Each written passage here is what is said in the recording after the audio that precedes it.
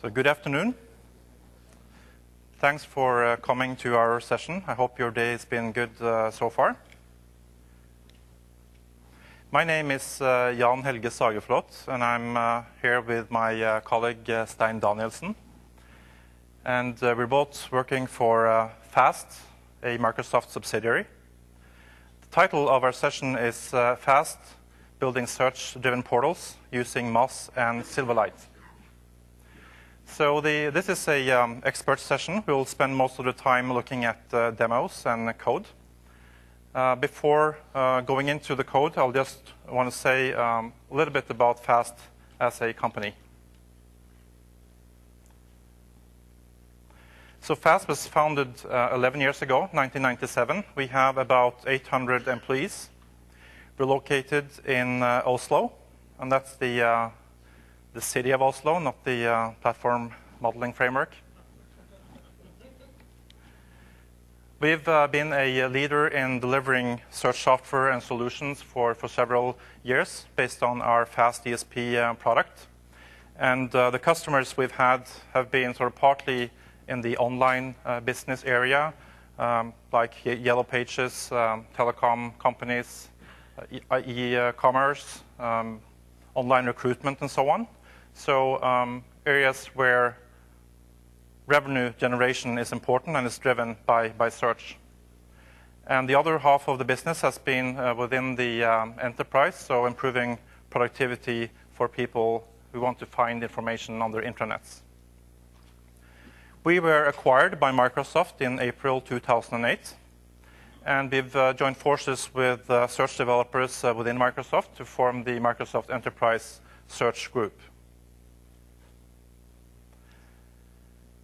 So then let's move on to the agenda. This is a lunch session, so we only have 45 minutes available.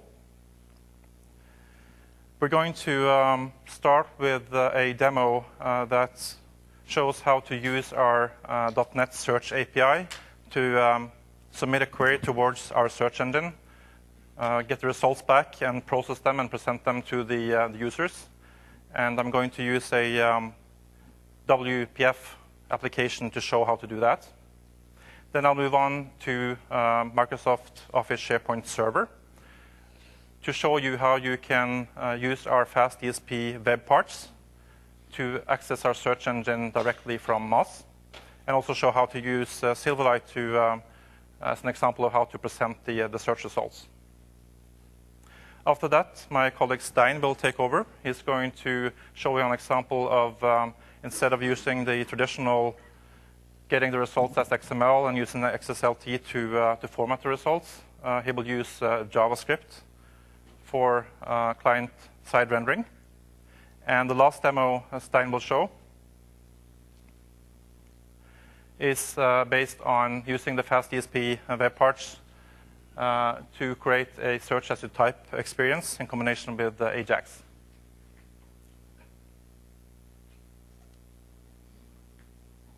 So let's get going with the first demo.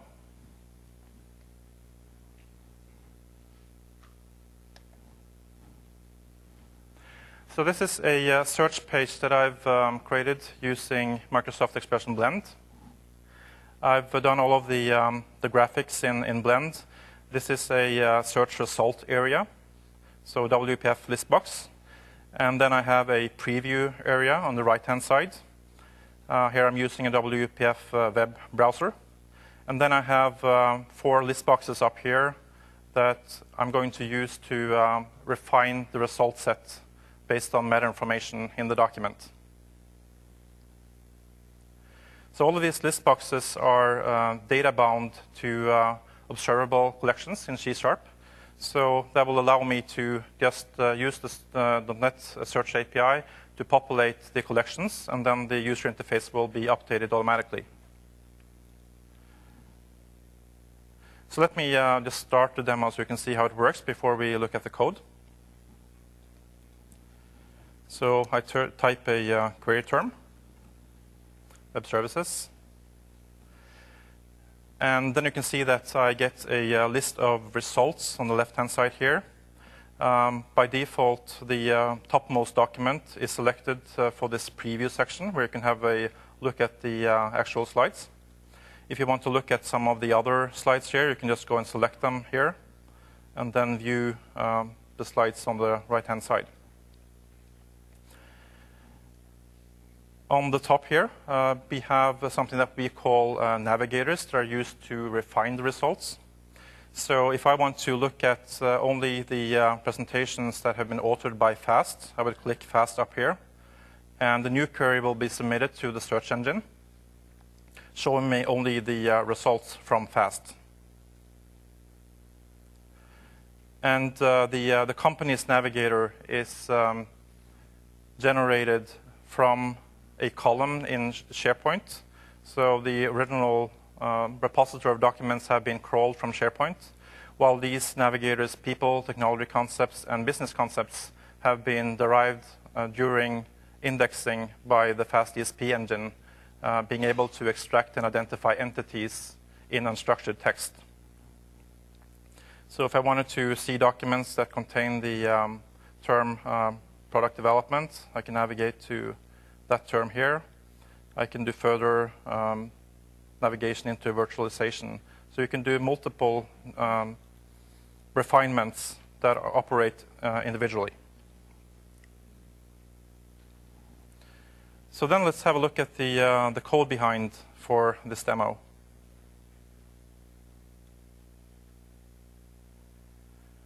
So I've added a .NET Search API DLL as a reference, and I'm using some namespaces up here. The first thing you need to do is to initialize the connection to the ESP engine. I have a connection string up here stating the host name and the port number of the FAST ESP install. And then I create a configuration object with that host name and port number. I create a search factory using the search configuration as an argument. And then I'm asking for a specific search view to the engine.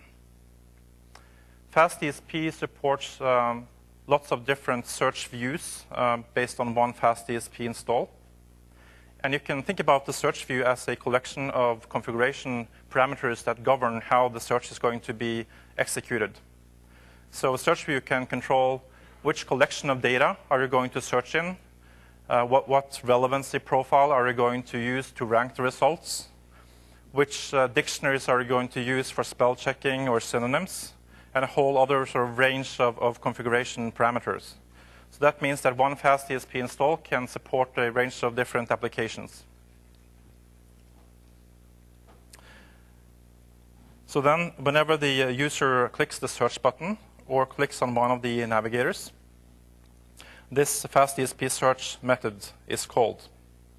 So the first thing I do here is using the build query helper method. Let's go to the definition of that one. So here I take the text from the query text box, and I instantiate the query object where I need to reformat the text to meet the requirements of the FAST query language. I have the current navigation state stored in a navigation object, and I use that to instrument the query to make sure that we all the time keep the state of the navigation for the particular session. Then I have the opportunity to set a number of search parameters. One example is the navigators parameter. Here I'm asking for a particular set of navigators to be returned.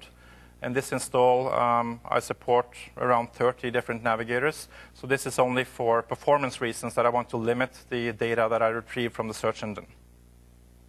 I also set here that I want to have the top 20 results returned. And I have some logic here for based on a combo box that enables the end user to select the sort order. Then I'm setting the sort by parameter, which can be one of multiple different fields, and then the sort direction, whether it's supposed to be descending or ascending. And the last thing I do is that I use a filter parameter to say that I only want documents that have been authored by FAST or Microsoft. So if we move back into the main search method, I've constructed a valid fast query language query. This section is only to make sure that whenever the user hits the search button, I would clear all of the existing navigators. Then I will execute the query towards the particular search view, and all of the query results and all of the navigation is stored in the query result object. And the next thing I need to do is to build the result list. So that's populating the collection that this control is data bound to. So I go to the definition of the build result list method. And here I'm asking for an enumerator over the query results.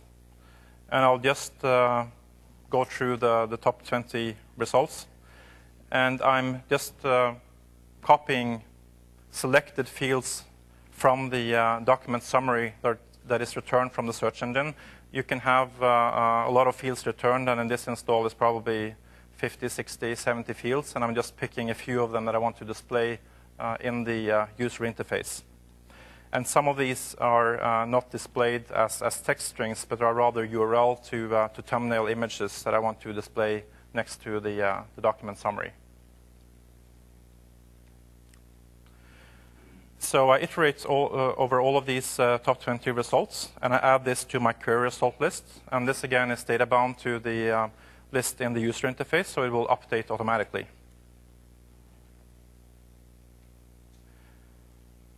And then I make sure that the first item with index 0 is the one that gets selected. And that will activate the preview web part over here to load the preview for this first item. And the next thing I'm going to do is to build each individual navigator. So I'm calling this method build navigators for every navigator up here. And if you go to the definition of this method,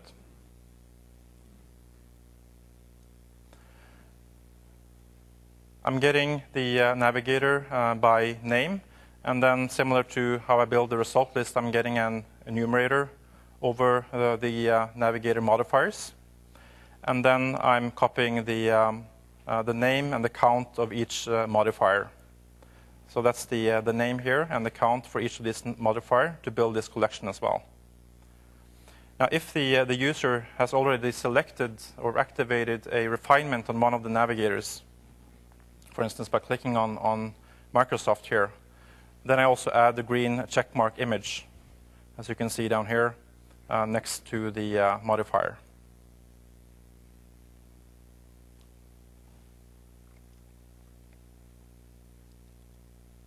Okay, so that's the first demo. So showing you that you don't really need that much code to build a search client in WPF to work against the FastDSP engine.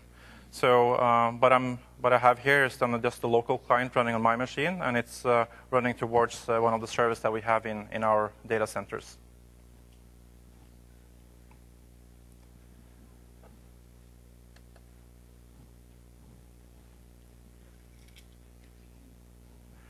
So moving on to the second demo. This demo is based around Microsoft Office SharePoint Server. Some of you might have been using the search server as part of MOS. And we have developed a set of web parts that can be used that are very similar to those search web parts. But instead of using search server as a backend, it will submit the query and return results from the FastDSP product. All of these web parts are something that you can access from Coldplex. And you can get hold of both the binary web parts as well as the source code for all these web parts. There is a version 1.0 release out at the moment, and then we are working on a version 2.0 that hopefully will be released before the end of this year. So to use the web parts themselves are only user interface components that you can deploy in SharePoint, but you need to contact a fast DSP install to be able to execute the queries. So then let's move on to the demo itself.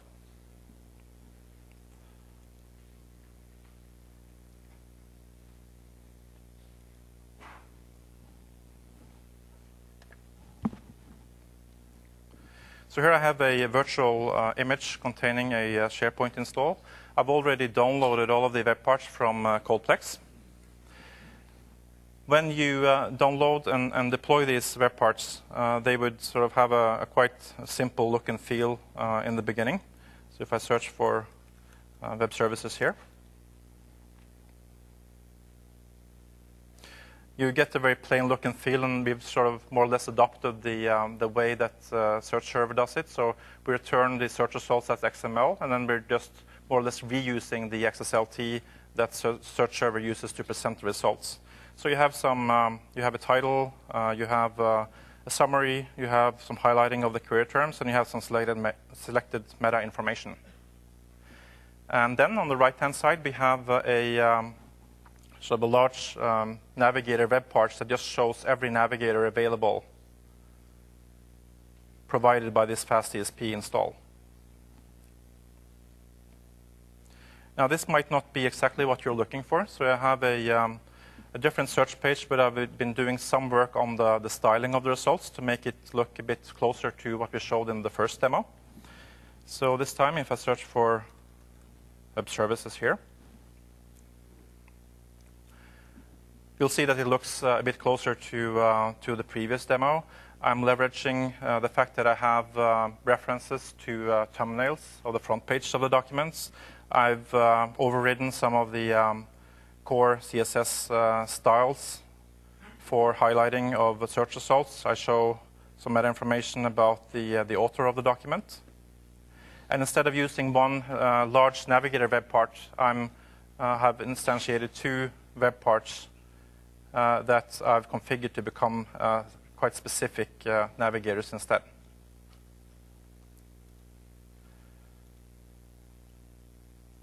So if you edit the web part, you'll be able to see that instead of stating the host name and port number in the code and stating which search view you want to get, you have these as configuration options for the web part. And in addition, I've created some custom style sheets that I'll link to over here to reformat the results instead. Likewise, if you look at the navigators, you do have a drop-down menu over here that will allow you to select any navigator available from the FastDSP engine.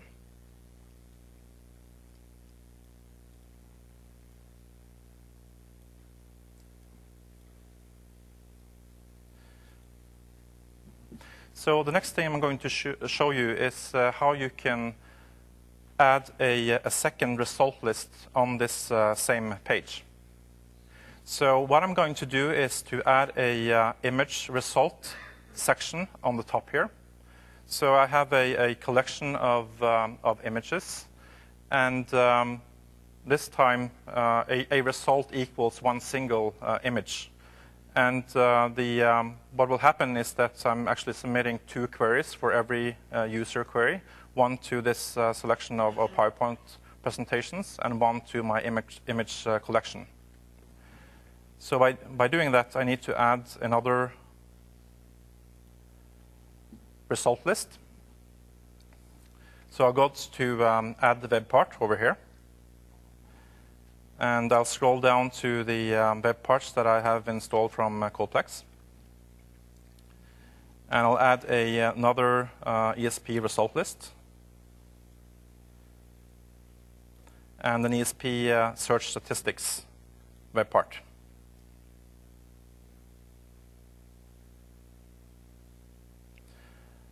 I'll just switch back and forth because it's easier to edit this when there's no active query. So I have my two new web parts here. I still want to have the search box as the topmost web part, so I'll drag that one up here. Let's see.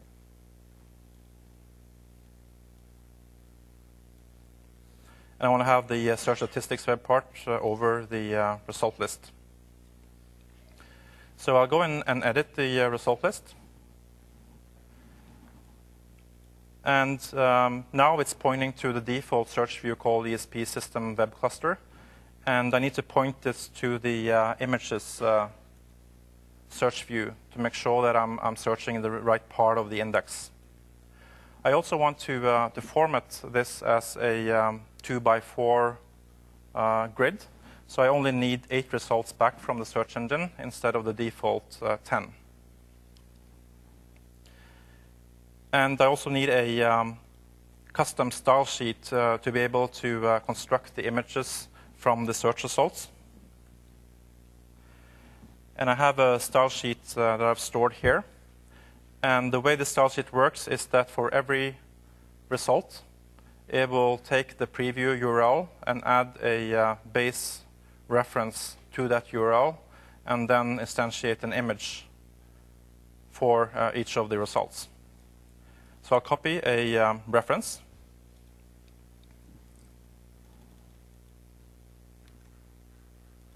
To this style sheet and move back here and paste it into the XSL link field.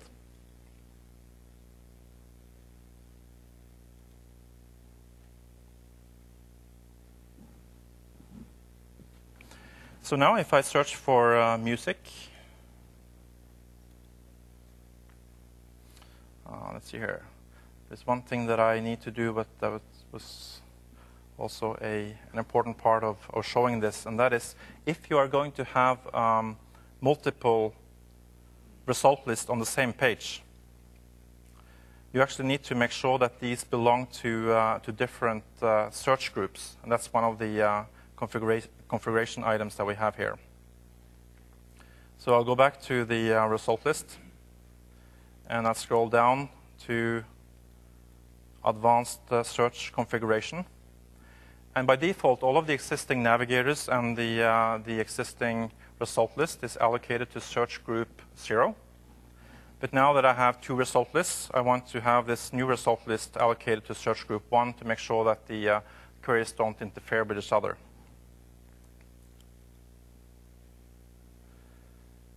And I need to do the same thing for the search statistics for it to show search statistics for the image search.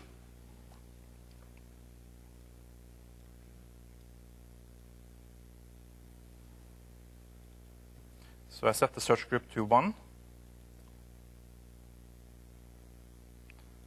And then publish again.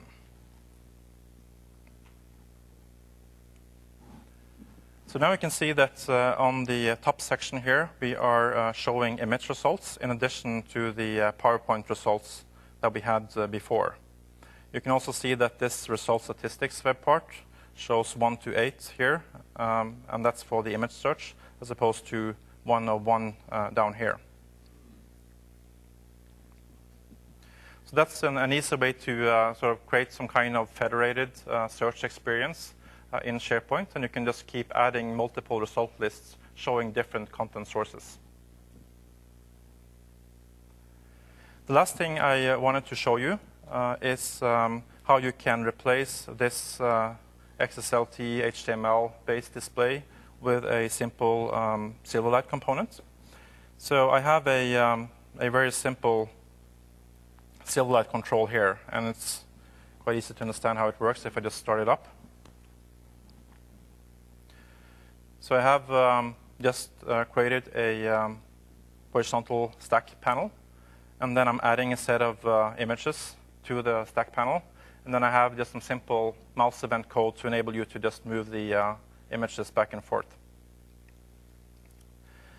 And if I run this standalone, it will just use some default images.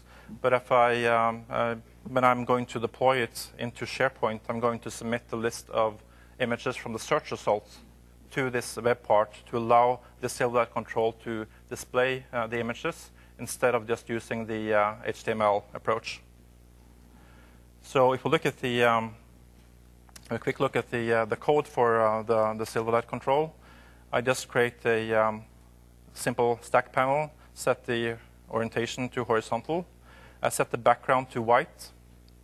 If you don't have a background of the panel, then if you click in between the images, you might actually not be able to drag it back and forth, so that's a good idea.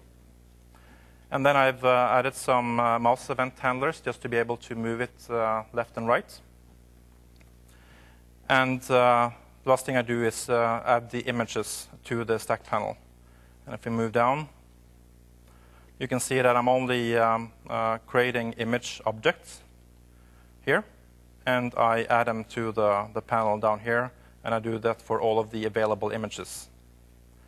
And the available images is determined down here. So either I just use some basic default images, or I'm accepting a string with URLs through the init params value. So now how do I deploy this into SharePoint?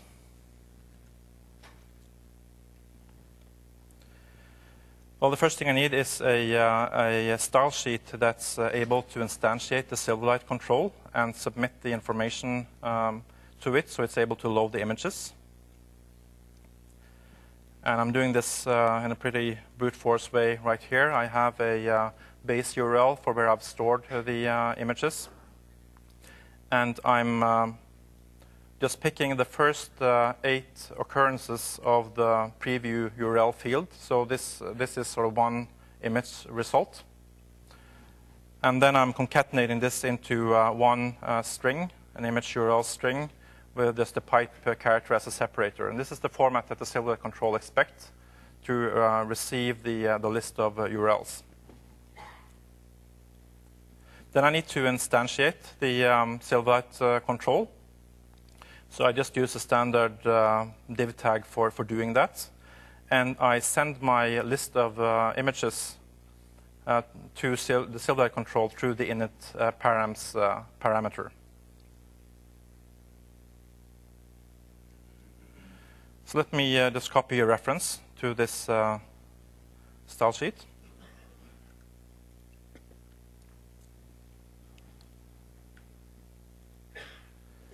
And then I'm going to edit the image result web part here.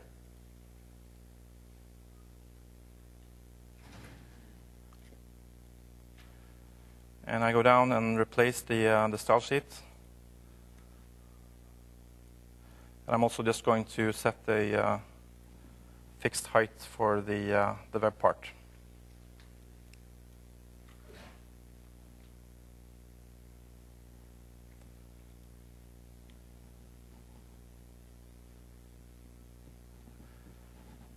I don't think I got my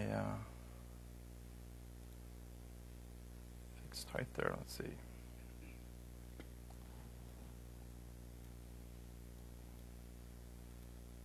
Try again.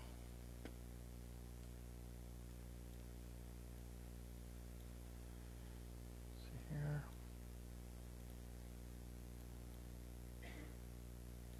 Still stuck at the previous style sheet, so try to copy the reference again.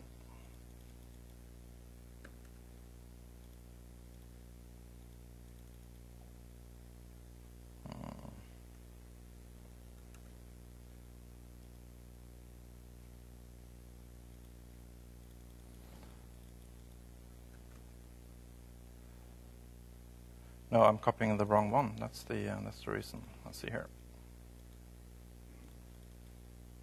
I'll do this one. There we go.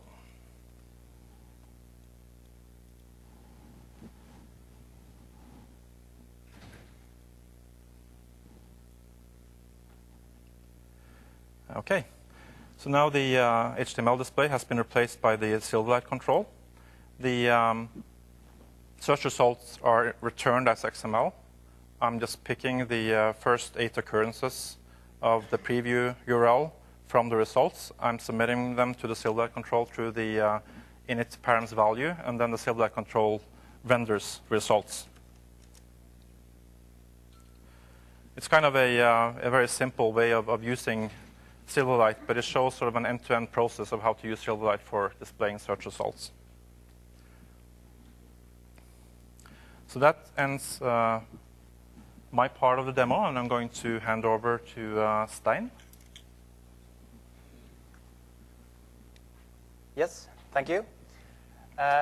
So what I'm going to show you is how to use JavaScript and Ajax for the display of the results from a search request. And these techniques, they don't just work with our components. They also work with any SharePoint component that uses XSLT for the transform. So I just want to show you the diagram for this. The XSLT transform in SharePoint is pretty powerful. So typically what happens is that your browser makes a request, an HTTP request to SharePoint. SharePoint fires off the query. You get the XML back with the results. That is provides that to the web part, which does the XSLT transform into HTML. And that static HTML page is sent to the browser. Now there are 4 limitations to this. So the first one is that you don't, even though XSLT is pretty powerful, it's not a full-fledged programming language. So you don't have that all the flexibility of a programming language. The second thing is that you don't take into consideration in any way the client context. We want to do that. Also, you can't have any kind of client dynamics, or at least it's difficult. So if I would like to have, for instance, based on the size of, for instance, a window or a widget, the display changing, that might be difficult. Also, if I want to have things like a slider for changing the results, search results, the order they are presented, it's also pretty difficult. And the last thing is that the result set is static, so that if I search for something, I get the results back here. Those cannot be changed without doing a full page refresh. So in effect, we don't have the possibility to do search as you type.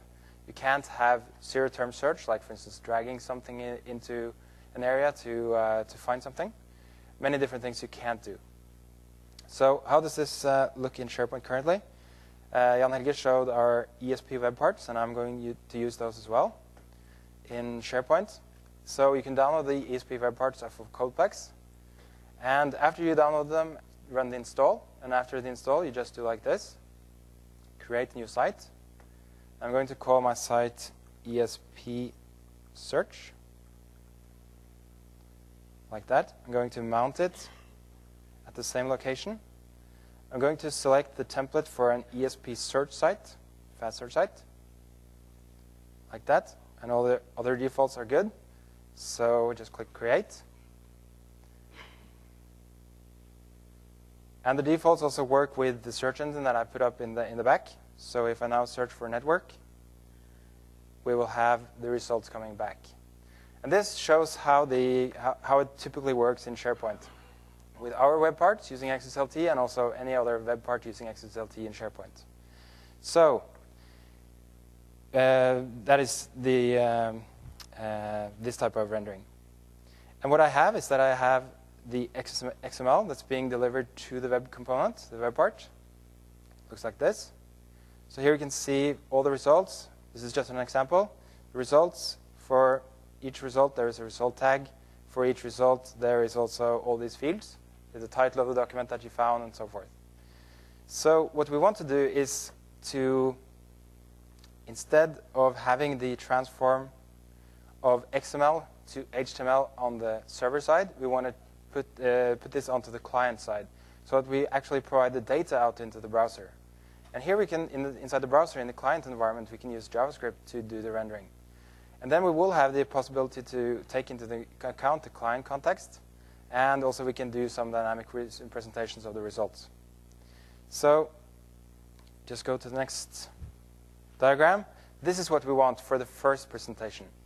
So this technique, and again, you can use this with any web part that uses XSLT transform. So that's also those. For instance, also the normal search web parts in SharePoint. We have the XML, and instead of transforming that into HTML, we just copy it into an HTML page. And then that HTML plus XML is transformed to the client, and then we add some JavaScript to do the transformation from XML to HTML on the client side. So how can we do that? First off, I'm going to change the XSLT for this result component to just be a very, very simple one that just copies the XML into the HTML instead of doing any kind of formatting. Go to Edit Page. I select the result list web part. It's wrongly named this template, but it's the result list template web part. Go into the XSL editor, and this is the XSLT that's currently being used in this portal to do the transformation from XML to HTML on server side. So I just remove all of that, and I have some XSLT prepared for just doing the copying. So I want to show you that. It's this one. So it's pretty simple. It's different from the original one in that this one outputs XML instead of HTML. Then we have a match for the root node of the XML result list to get all of the results back.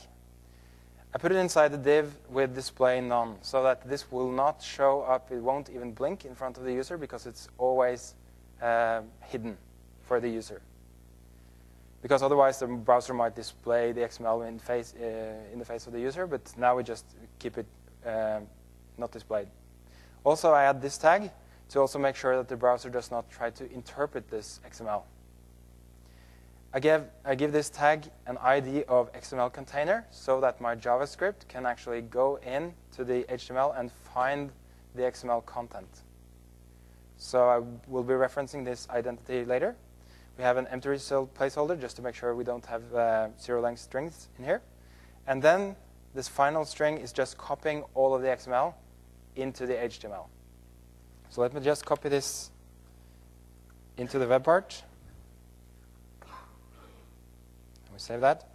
The last thing that this one does is that it inserts a very small JavaScript snippet, and it calls the method render results. And the render results method is the one that's going to take our XML and transform that into HTML on the client side. Okay, so we have that set for the result list web part. So now the results will be XML inside of HTML. But I need to add the script as well. So then I add another web part. And I add the content editor web part. This is a very, very handy web part. You can add any kind of HTML to your page this way. And for those of you that like working with HTML, that's a great thing. Okay, just add that. And I go in, I say view source for this. So here we can type in any kind of HTML, and that will be placed on the page at this position. So I have some HTML prepared as well. So the thing I need to do is that I need to include my JavaScript onto this page. So that is done using this. I also, on the client side, need to parse the XML. So I'm using the XML parser inside the Microsoft Ajax libraries. So I also need to include those two scripts into the page. Okay, so I just add that code, save that web part. I don't want any kind of display of this HTML, so and no frames or anything. So I just say Chrome type none, just to make sure that we don't have anything on the top here. We don't want that. Okay, so now this is our page. We also need to actually add the scripts to the server. So I have the scripts in this folder. Just copy those. And you could put those anywhere. You could put it in a document library. You could put it anywhere. Now I want to do some debugging on this, so I just put it inside the initpub folder. Go to SharePoint and the default site. Create a folder, scripts. And I place my scripts inside this folder. Okay. So that should be it. Just refresh the page.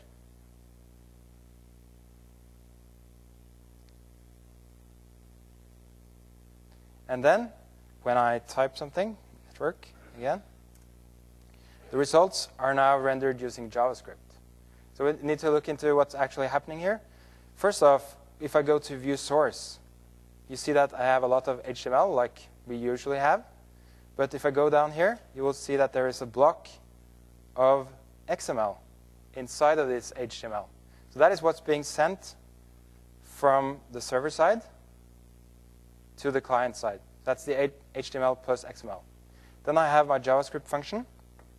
And what's happened inside of this JavaScript function is this. We have the function render results. This was the one that got called from the initial XSLT. And first of all, I just go in and I find the node that's called XML container. You can see that I looked this up. And I find it in the HTML, the XML container. And then I just remove it from the HTML so that my browser doesn't need to consider this content anymore. Then I replace the empty results placeholder with nothing. So that's with this one. And then I pass the XML markup to the function format results. And this function will then generate HTML for the markup. And then I just write that into the document, and the browser will display this HTML. And the format results function, what that one does, it goes through all of the results. And for each result, it just concatenates strings, list items with the title of that string, and getting the title from the XML like this. Normal XML parsing in JavaScript. So that's how we get this on the client side. And now I actually have a full-fledged programming language to make the formatting of the page. I also have another example. If I just want to give this another name, so this one is not called, and I have another function. It's a bit more dynamic, and this one takes into consideration the client context. So now we can see that we also render more of the teaser of the documents. But if I'm making the window smaller without any kind of page refresh, you see that the page now adapts to that, so that if I have a small page, it shows little detail. If I change the size of this window to be a bit bigger than this, it shows more detail. And this without any kind of refresh on the whole page. So then we managed to get around 3 of the 4 limitations. We have a full-fledged programming language. We have client context awareness, and also we have dynamics without doing a page refresh. So the last thing that we want to do is to have result set dynamics. So for instance, for search as you type, when I type something, it should go get the results, present those. If I type another key, it should go get new results with different result sets. So how can we do that? If we do a full page refresh, my focus will slip from the input box, and I won't be able to do a search as a type. So the last demo I'm going to show you is how we can use Ajax to do the formatting to a search as a type. Okay, so what I'm going to do in this demo is I'm going to make 2 pages. The first page is going to act as our web service. It's going to be a very, very simple page. It's this one.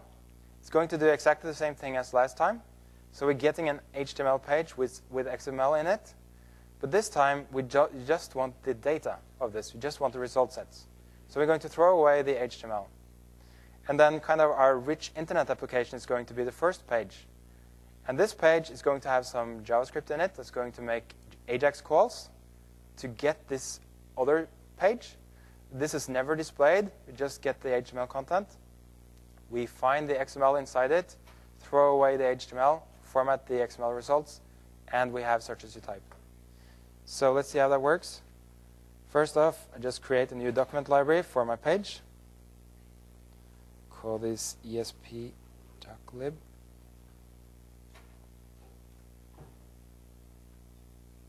Like that. And then I create a new page.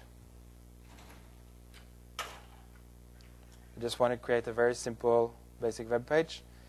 We're going to throw away all of the HTML anyway, so it doesn't matter how this one looks. Just call the page search web service. Create that. And on this, we're going to just add a very simple ESP result list. Add that component. And I'm going to change the XSLT. Like the default here is that that's the transform of the XML to HTML on the server side. We don't want that. We just want to copy the XML. So I take the XSLT for that. It's pretty similar to last time, except that for this time, I'm going to have a begin marker and an end marker to get the XML content out of this. Just copy all of this. And we change the XSLT for this web part.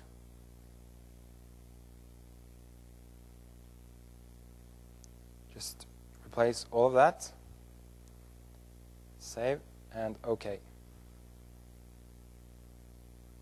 Exit edit mode. So this is our web service, kind of a web service.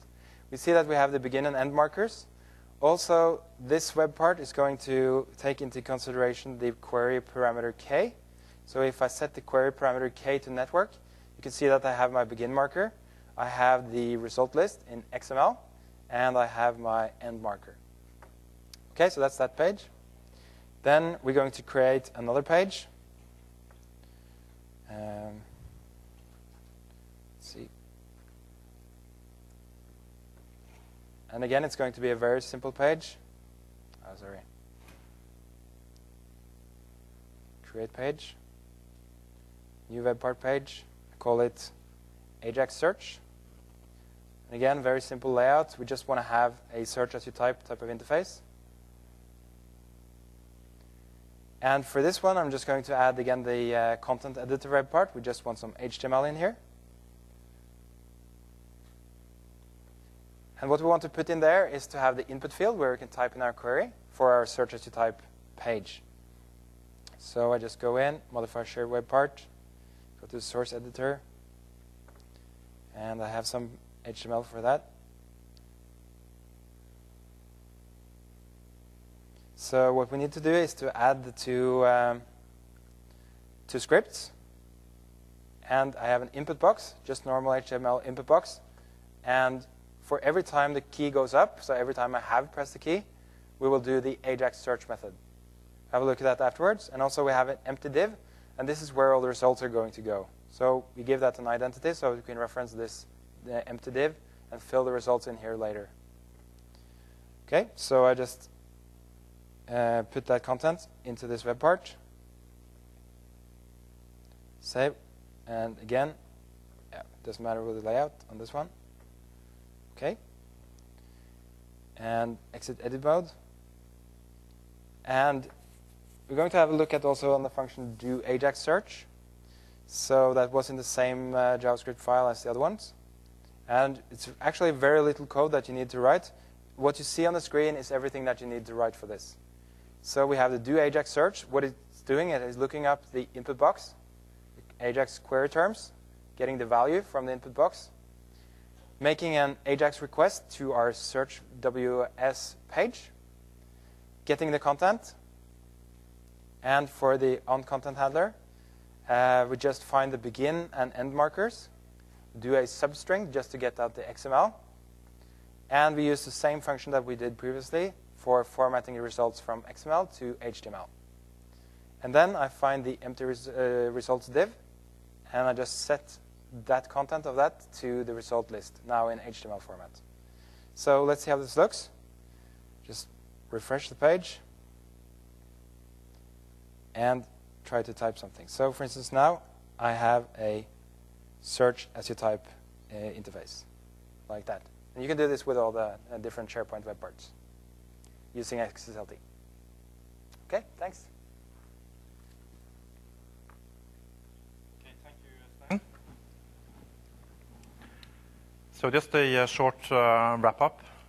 What we've been looking at here is only how to use the FastDSP platform from the outside, how to use our search APIs to connect to the platform, get search results back, and present them using Microsoft technology. The platform is large and feature-rich and performant and scalable. There's a lot of things to learn about the platform. We wish we had 20 sessions on the PDC, but that's not possible this time. So I'd like to say a couple of words about the sort of total offering. The Microsoft Enterprise Search Group covers sort of three tier offering. You have the entry level with Search Server Express. You have search as part of SharePoint. And now after the acquisition, you have FastDSP as the high-end search product. If you look into the future, we're not only going to have FastDSP available as a standalone product, but R&D is in the process of making a ESP version that is even more tightly integrated with SharePoint, which means that you can envision administration interfaces, user interfaces for optimizing the search experience directly in SharePoint, and tighter integration and optimization for relevancy for SharePoint content. So the standalone ESP will be optimized for sort of high-performance online sites, while the SharePoint version of ESP will be optimized for behind-the-firewall solutions.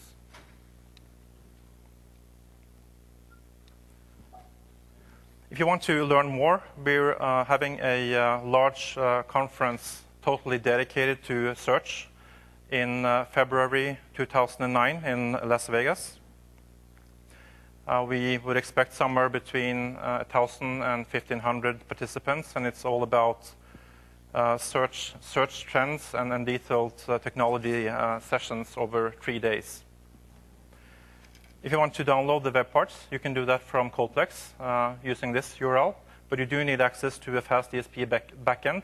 So either if you are a customer of Fast or if you are working for one of the consulting companies that have an agreement with Fast, you will have access to evaluation software. And you can also learn more about Fast as a company and the Fast product at our corporate website. So that's what we wanted to cover today. So please fill out the evals. And for those of you who are moving on to other sessions, please feel free to leave now. And for those of you who have questions, you can move over to the microphone over there.